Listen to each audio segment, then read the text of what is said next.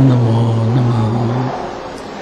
अविरल शब्दगणोग प्रक्षालित सकलभूतलमलकलङ्का नमवे भासि तीर्था सरस्वती हरितोऽमृता अज्ञानतिमिरान्धनां ज्ञानाञ्जन्यशलाकया चक्षुरुन्मीलितं येन तस्मै श्रीगुरुवे नमः। परमपुराचार्य गुरुवे नमः। मंगलं भगवान् वीरो मंगलं गौतमो गणे मंगलं कुंद कुंदार्यो जयेन्द्रमोऽस्तु मंगलम्।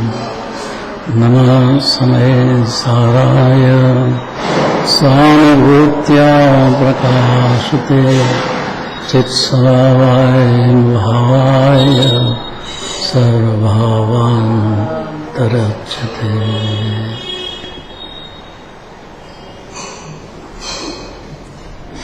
समय सार नाटक शास्त्र है। पंडित बनारसी दास जी ने पंचास्तिकाय, नियम सार और समय सार तीन शास्त्रों के आधार से इसका वर्णन किया है। क्योंकि जब तीन शास्त्रों की बात का श्रद्धा में ले ले तो उसी क्षण सम्यक दृष्टि हो जाता है। बोलना याद नहीं हो, किसी को समझाना याद नहीं हो, उसकी कोई अपेक्षा नहीं है।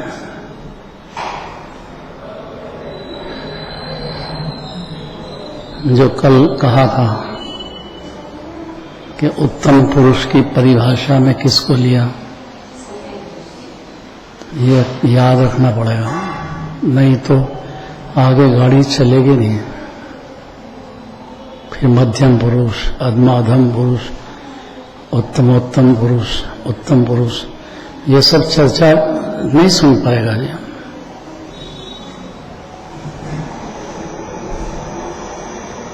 अनंत जन्म मरण का सवाल है, कोई छोटा काम नहीं है।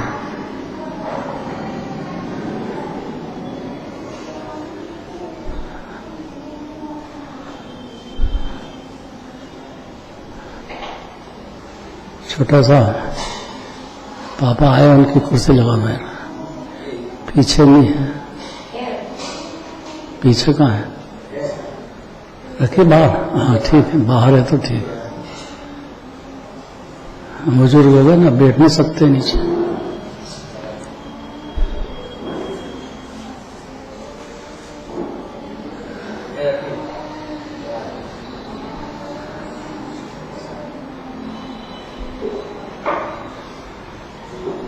अगर कल का याद हो तो बताना है कि उत्तम पुरुष किसको कहा और क्यों कहा, मध्यम किसको कहा, उत्तमोत्तम किसको कहा और अधमाधम किसको कहा। याद करो कल की बात। बोलो चेतना।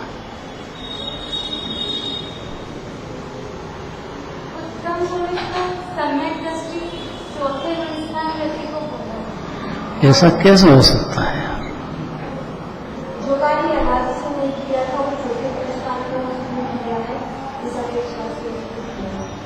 अभी तो उसके बहुत रागदेश चल रहे हैं, व्यापार धंधा चलता है, कषायें चल रही है,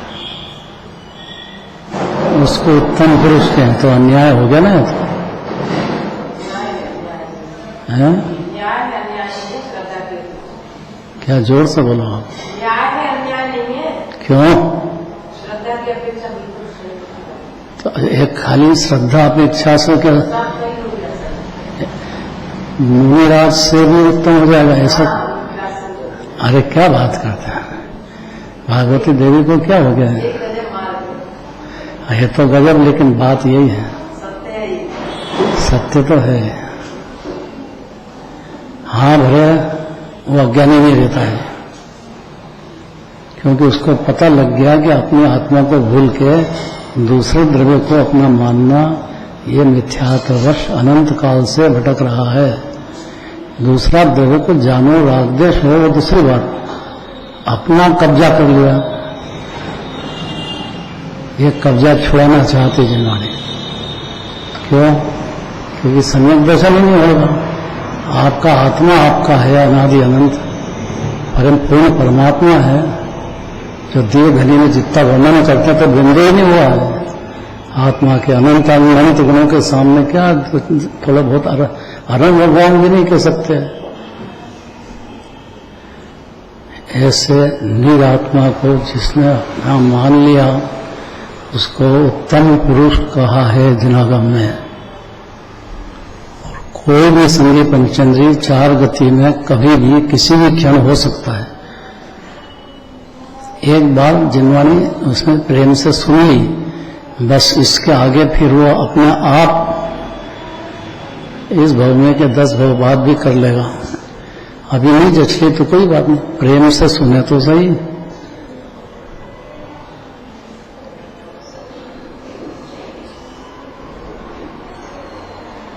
बड़े पापा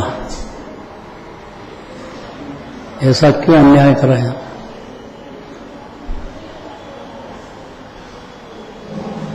ये तो अन्याय होगा ना। मुनिराज है, उनको उत्तमोत्तम कह दिया है।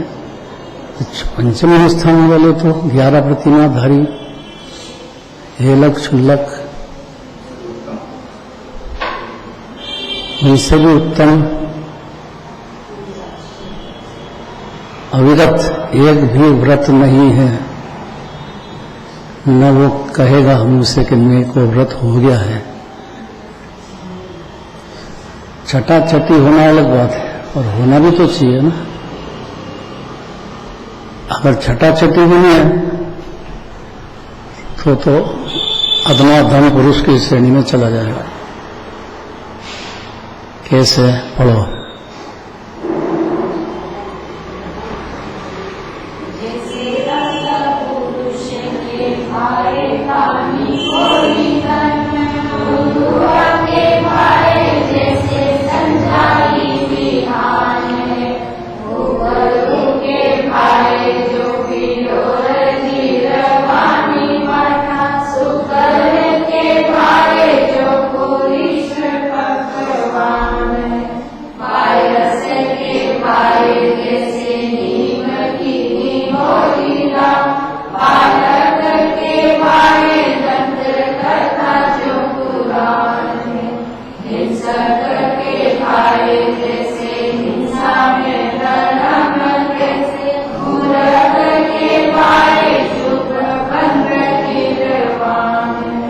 कितनी कड़क बात कही है। मूर्ख जीव को शुभ भाव से बंद होता है, उसकी जगह उससे मोक्ष चाहता है, उसको महामूर्ख कहा जाता है। और अनादि से चल रहा है। किसको कहा महामूर्ख?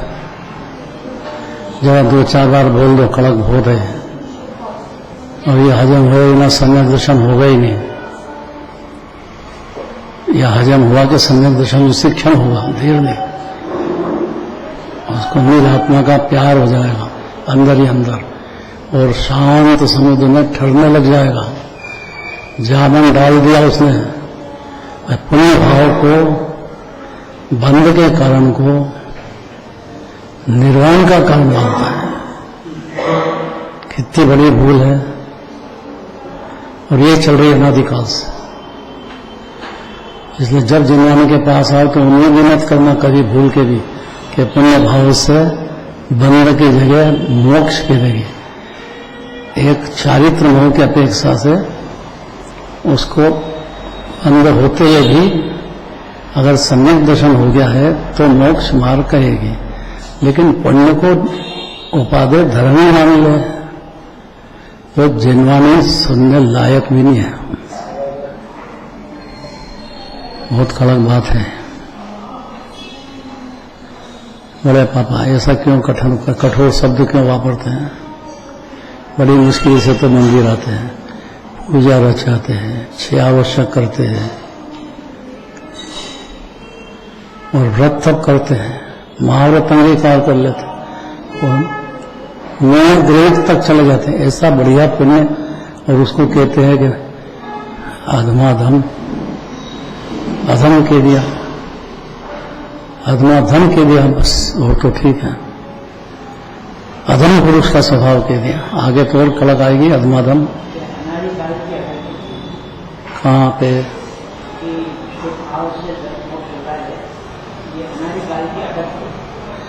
वो तो कोई बात नहीं, इसीलिए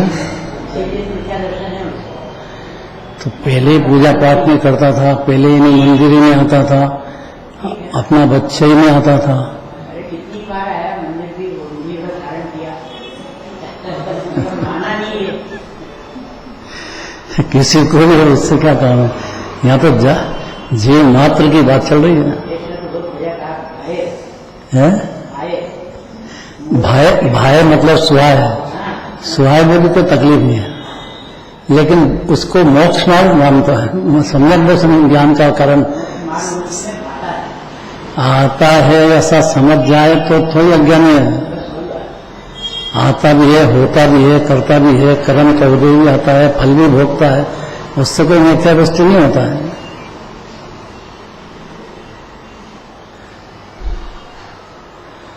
लेकिन जहां अनादिकाल से अटक गया है, उस बात को तीन लोग के नाथ अरम परमात्मा भी नहीं कहेंगे तो कौन कहेगा? और देवधनी का मतलब क्या है? जो भटक रहा है 84 लाख यानी ऐसा पसंद करेगा कोई?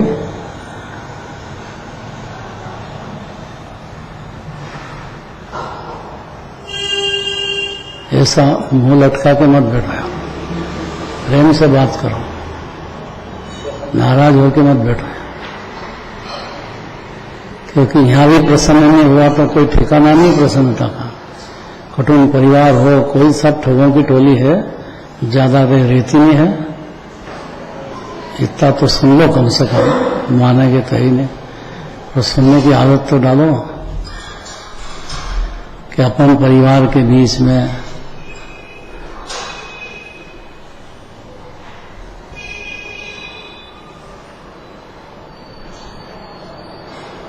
एक दृष्टांत देते थे डॉक्टर हुकमचंद जी, नाम तो सुने होगा डॉक्टर हुकमचंद जी का, बहुत बड़े विद्वान है, अभी भी हैं।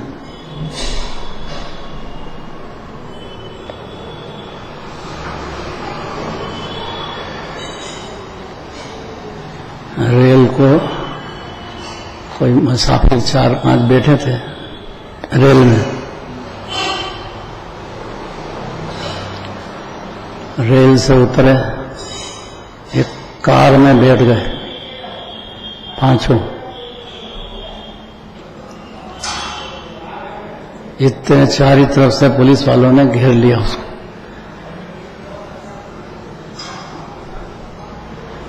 मैंने देखा हम काहे के लिए घेरते हैं?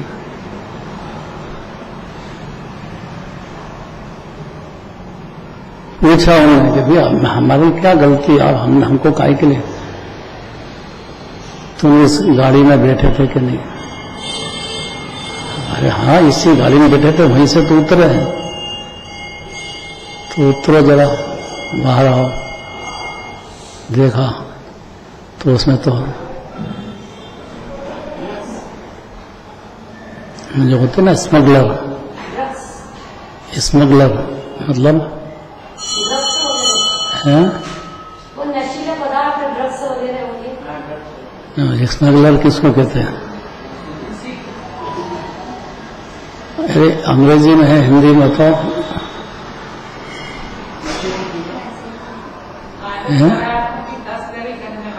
ये बात है। डॉक्टर जी भाई को सब याद है, कहाँ से सीख लिए? तस्करी करने वाले बैठे थे। अब इनसे पूछा कि भाई तुम इस गाड़ी में बैठे थे, तो इनको मना करना चाहिए ना कि हम नहीं बैठे थे।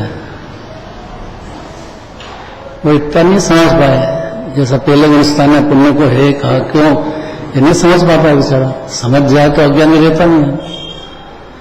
और वो कि मेरा तो है, मेरा तो पुण्य है, मेरा तो पुण्य है।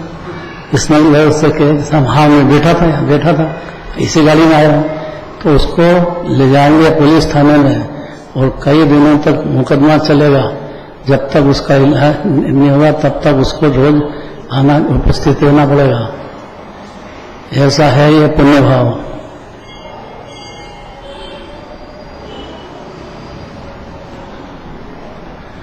बंध के कारण को जिनेंद्र देव दिनी धनी में कह रहे हैं और उसको मोक्ष का कारण मानता है। धर्म के खाते खाता दिया उसको। धर्म, हम तो धर्म कर रहे हैं साहब।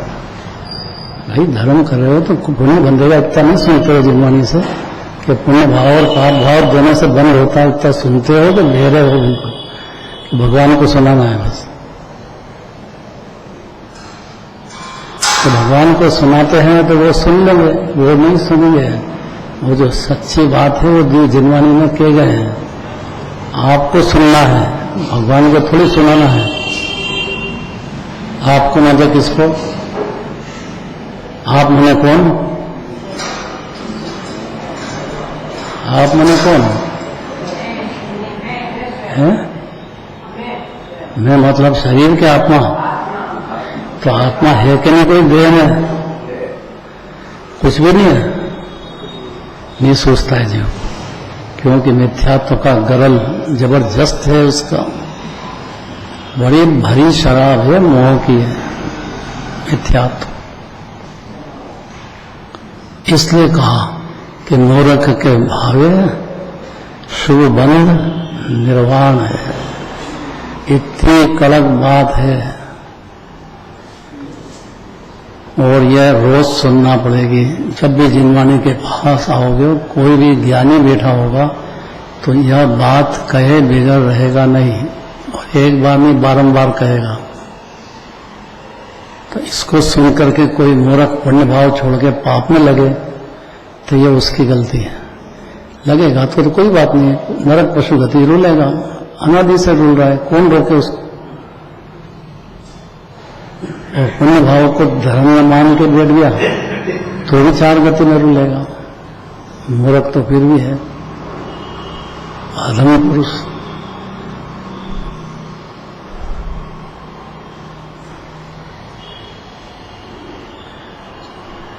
सुनना ही चाहिए बात। उसको आत्मा धर्म पुरुष का स्वभाव बताते हैं। ये पढ़ो।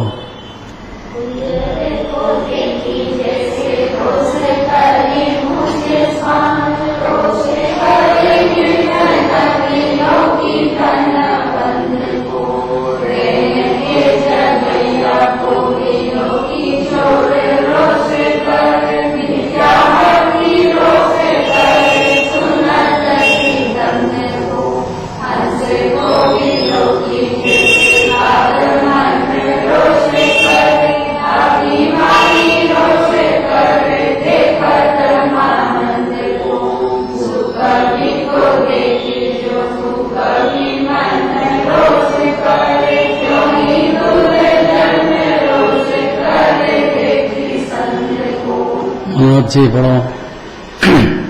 इस प्रकार कुत्ता हाथी को देखने पर क्रोधित होकर भौंकता है। धनाढ्य पुरुष को देखकर निर्धन मनुष्य क्रोधित होता है। रात में जागने वाले को देखकर चोर क्रोधित होता है। सच्चा शास्त्र सुनकर विद्यार्थी जीव क्रोधित होता है। हंस को देखकर कौवा क्रोधित होता है। महापुरुष को देखकर घमंडी मनुष्य क्रोध करता है। सुकर्मी को देखकर कुकर्मी के मन में क्रोध आता है। उसी प्रकार सत्पुरुष को देखकर अधमाधम पुरुष क्रोधित होता है। सत्पुरुष में तीन परिभाषा है, उत्तम, मध्यम, जघन्य। अगर ये समझ जाएंगे तो सारे झगड़े खत्म, समाज के सब अंदर के, और तत्काल ज्ञानी बनेगा जी। उसी क्षण बन जाएगा बस। सु कवि क्या और गु कवि क्या, ये समझना बहुत जरूरी है।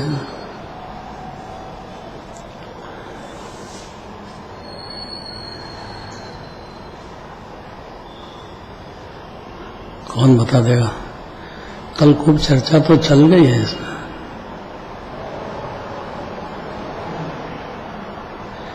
पहली बात कल सिखाई थी कि प्रसन्न हो, नहीं हो सकते तो भी हो। निश्चय निश्चय का मतलब या सांसारिक विकल्प का यहाँ जरा भी काम नहीं है। अपने को अशरीरी शरीर है ही नहीं अपना, इतना समझ के बैठो, तब परिवार कहाँ से अपना हो जाएगा? क्योंकि अनित्य को नित्य मान लिया, इतना ही पहला गुण स्थान है बस।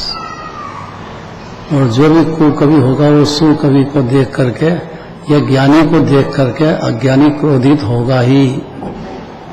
ऊपर से नहीं बोल रहे, अंदर से तो जबरदस्त उसको खूब झगड़ा शोर मचाएगा दुनिया भर में, आलोचना करेगा। हम तो गुरुदेव के साथ बहुत रहे तो कई जगह काले झंडे दिखाए खूब जम के, कई जगह स्वागत भी बहुत हुआ और काले झंडे भी बहुत दिखाए। सारे पेपर देख लो तो उनके खिलाफ ही मिलेंगे। अभी जैन गजेट हुआ, ये सारे बहुत सारे पेपर हैं। जो भी बनारस के महापंडित हुए हैं पहले घोर विरोध किया है, और फिर सेठ हुकमचंद जी ले करके गए उनको, जो जो महापंडित थे, कि चलो वहाँ सोनगढ़, उनकी भूल बताओ या तुम मान लो, विरोध मत करो। आए थे कहानियां, तत्व चर्चा भी अभी हाल छप चुकी है कि क्या क्या चर्चाएं हुई। आखिर उन्होंने कहा कि साहब हम क्या करें, हमने तो बस निमित्ताधीन दृष्टि रही और निमित्त से ही कार्य हम मानते रहे। तो ये शास्त्र निमित्त मात्र है। अब उनसे अपने उपादान में सम्यक दर्शन हो जाएगा, ज्ञान हो जाएगा, चारित्र शुरू हो जाएगा, कैसे हो जाएगा? ये हमको वहां समझ में तो आया है, लेकिन फिर भी विरोध करना नहीं छोड़ा। ये गजब की बात। जब समझ में आया तो फिर विरोध बंद करो ना। कैसे करें, समाज को मुंह कैसे दिखाएं? उल्टा पड़ाया सबको।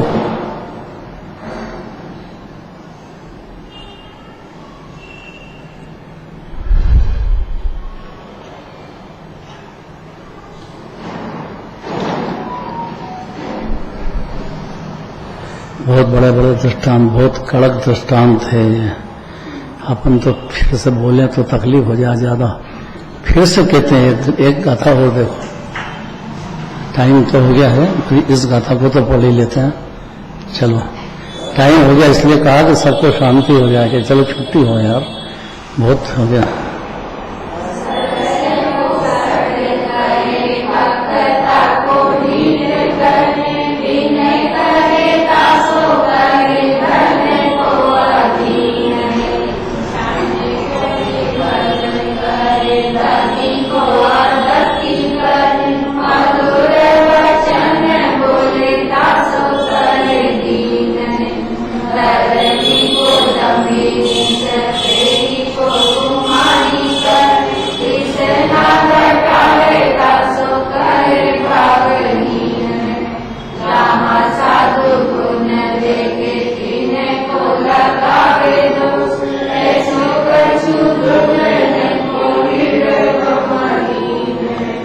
पढ़ना है पीछे,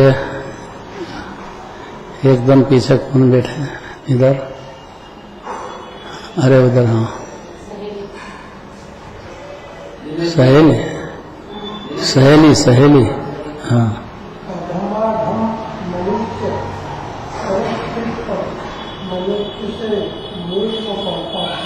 जो सरल चित्त हो।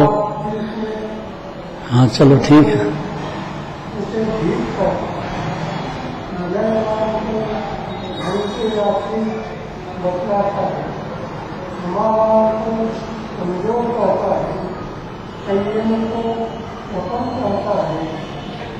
जाति को गरीब कहता है, धर्मात्मा को धोबी कहता है, एक प्रभु को मंदी कहता है, संतोषी को भाग्यहीन कहता है। अर्थात जहाँ सज्जन देखता है वहाँ दोष लगाता है। दुर्जन का हृदय ऐसा ही मलिन होता है। दूषण कहो कि मिथ्या दृष्टि कहो, उसको जब तक संयम दूषण नहीं होगा तब तक ये सारे दोष पाए ही जाएंगे, कम के ज्यादा, गारंटीड। उन्हें जो पढ़ा ना एकदम फिर से पढ़ना पड़ेगा, क्योंकि वो इतना जोर से नहीं बोल पाए और क्लियर नहीं बोल पाए। एकदम आवाज भी साफ होना चाहिए और एकदम एक एक शब्द को बड़ी शांति से खुद को भी समझाना है और इस बात को समझना चाहिए कि कहीं अपनी परिणति में तो दोष नहीं चल रहे हैं, तो उसको निकालना है। नहीं तो कोई शरण नहीं 84 लाख करनी में।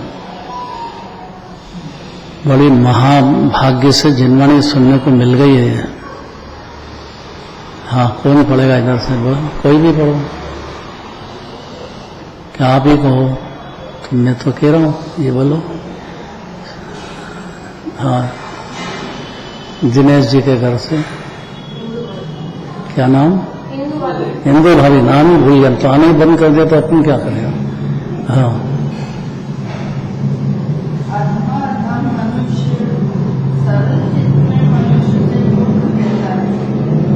थोड़ा जोर से, फिर से जोर से, फिर से जोर से। जल्दी मत करना, एक एक शब्द बहुत शांति से कहो, चाल धीरे, आवाज छेज।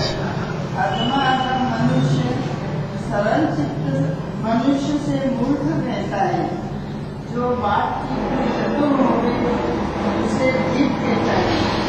विनयवान को उनके आश्रय पर करता है, क्षमावान को कमजोर देता है, संयमी को कमल देता है, मधुभागी को गरीब कहता है, धर्मात्मा को धूर्मी कहता है, ईश्वरी को घमंडी कहता है, संतोषी को भाग्यहीन कहता है। अर्थात जहाँ सत्य देखता है वहाँ दोष लगाता है। उत्तम का हृदय, हृदय मतलब मन। हृदय मने ज्ञान की पर्याय। हृदय मने कोई पुद्गल है, ये उसको थोड़ी हृदय कहते हैं। जो जीव की परिणति में जो ज्ञान है, उस अज्ञान अंध जीव, उसको सब ऐसा उल्टा ही लगता है जगत है। एक एक कितना बढ़िया बात है। इसका खुलासा करने का टाइम तो है नहीं, इसलिए आगे का एक और पढ़ लो, डबल पढ़ लो, कल जोरदार दोनों का खुलासा हो। पढ़ना है खाली।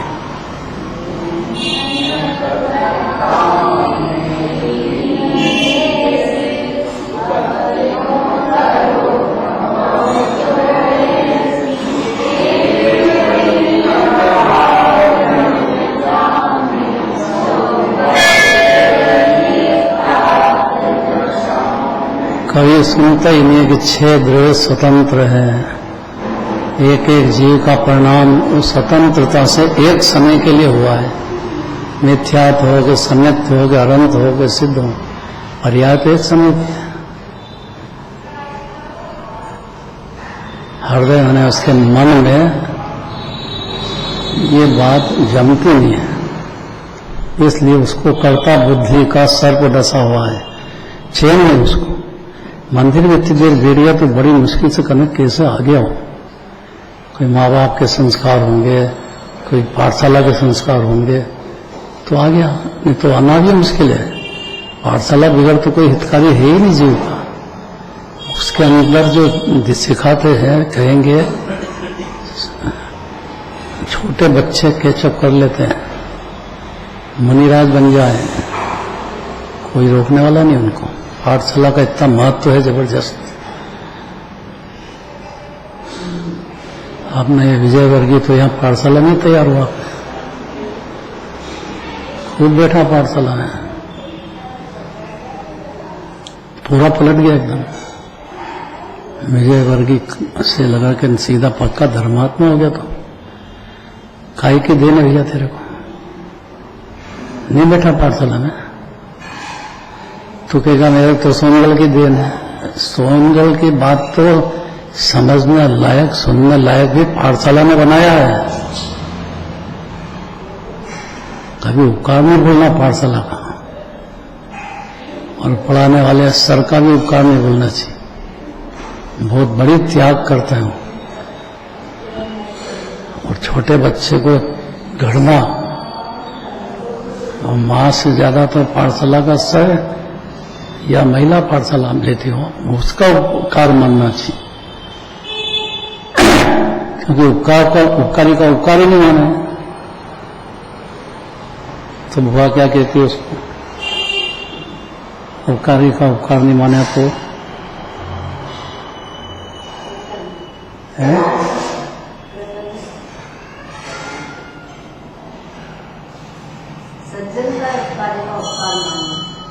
सज्जन ही मानेगा उपकारी का उपकार, दुर्जन नहीं मानेगा। और उसमें क्या लिखा हुआ पढ़ दिया, और क्या ये तो आचार्य कहते हैं, क्या तत्वार्थ सिखाया, तो उसमें क्या उमा स्वामी ने लिखा था, इन्हें पढ़ दिया। अब इसमें क्या उपकार माने इनका, निराज का उपकार माने कि इनका उपकार माने? कई शल्य है अंदर के। इसलिए अगली गाथा पढ़ लो थोड़ा सा, मैं कहता हूं हिंदी ये पढ़ लो, अर्थ फिर से गाथा भी पढ़ लो, 4 लाइन, और उसका अर्थ भी फिर से पढ़ो।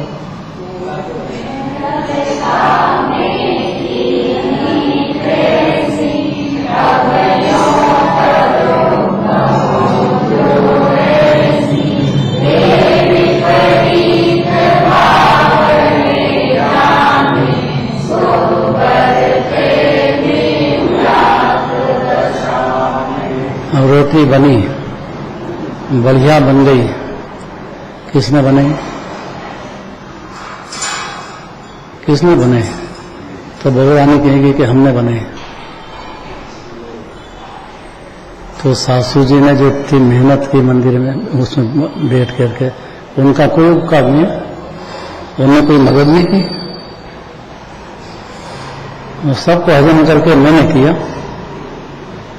अब रोटी से तो पूछो कि वो अपने आप बनी है स्वतंत्रता से, न भाई ने बनाई है न सासू जी ने बनाई है। ये इधर की बात, अब इधर की बात कर लो। किसने कहा? मनोज जी हैं? पंडित बनारसी जी बताएंगे कि जो भी काम होता है, जो भी का मतलब स्वतंत्र होगा, क्षेत्र में स्वतंत्र है, परिणाम में स्वतंत्र है। अरे बोलता है कि ये काम मैंने किया, तो ये अगर हो जाए तो मिथ्या तो कहाँ रहा? भाई दुकान पर बैठे, पैसा किसने कमाया? स्वतंत्र है? स्वतंत्र है। क्या बात करते हैं?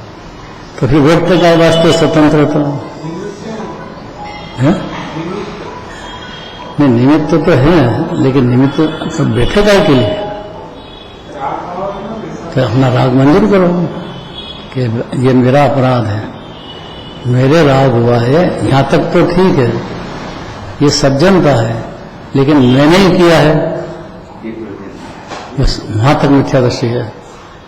एक परमाणु का भी कर्ता धर्ता श्रद्धा की पर्याय में मानता है, वो अनंत संसार फिर भटकता है। एक अक्षर जिन्हें भगवान की रखते हैं कि 6 भेद स्वतंत्र है, 7 ही तत्व स्वतंत्र है, तो 6 भेद ही स्वतंत्र नहीं समझे तो 7 तत्व की स्वतंत्रता तो कैसे समझेगा? उसमें तो मोक्ष के पर्याय का भी करता धरता मैं नहीं, वो स्वतंत्रता से पर्याय खुद करती है अपना काम। मुनि दशा की जो क्रिया होती है उसका कर्ता तो मुनिराज नहीं होता है, वो स्वतंत्र पुद्गल की क्रिया स्वतंत्र है। राग भाव हुआ है, लेकिन राग भाव तो अपनी परिणति में हुआ है, लेकिन वो तो अपराध है, वो कोई उससे पदार्थ नहीं बनना है। अब ये गंभीर बात है, कल चलेंगे।